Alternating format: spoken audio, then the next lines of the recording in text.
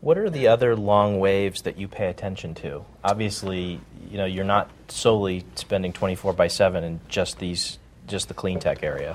I think one of the advantages of having a diversified venture firm where we practice across information technology, life science, and clean tech is we're able to harness the intersections of those. So if you think about biofuels or bioengineering, that has applications in clean tech, but it's also has applications in life sciences.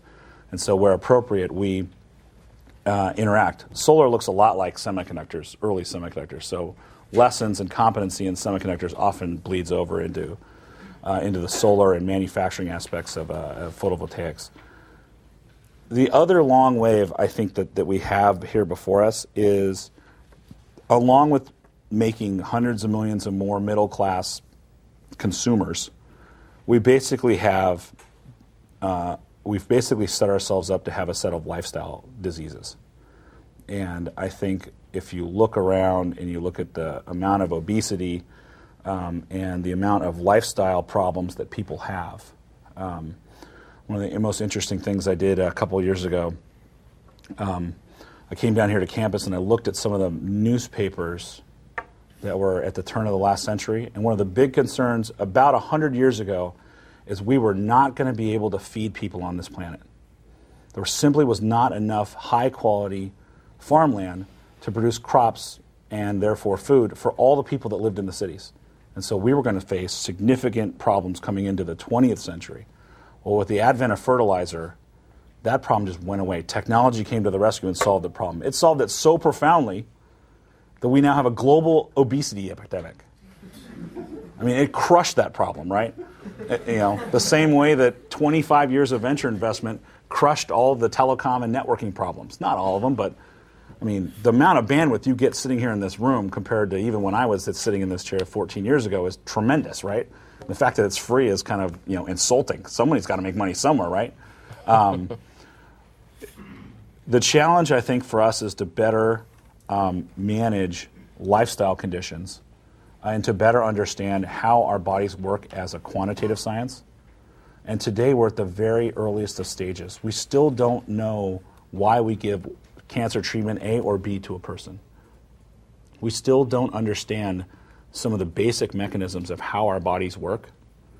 And because of that, we do things that in retrospect from today just look silly. I mean, I think, I'll give you an example.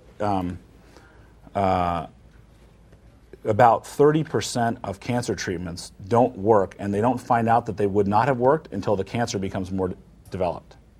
That's because there's no diagnostics today to tell the doctor whether they should give you treatment A or treatment B.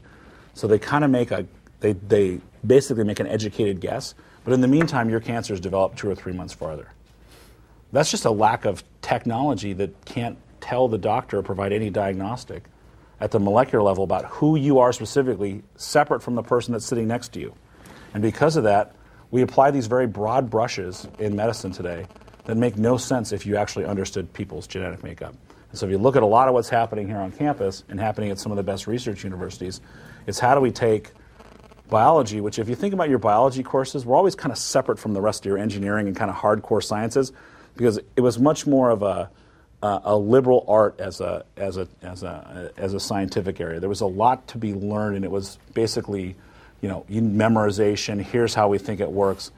And you think about your hard sciences, we're much more experimental driven, because there's actually the laws of physics are understood. The laws of chemistry, for the most part, are understood. Inorganic chemistry is a fairly well-defined field. Biology is very much not.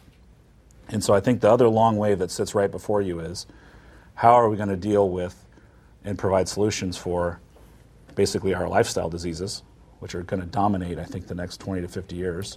Because think about it, 150 years ago, people didn't have Subway and Quiznos and everything sitting right outside their door, right? I mean, people actually had to work to find, food.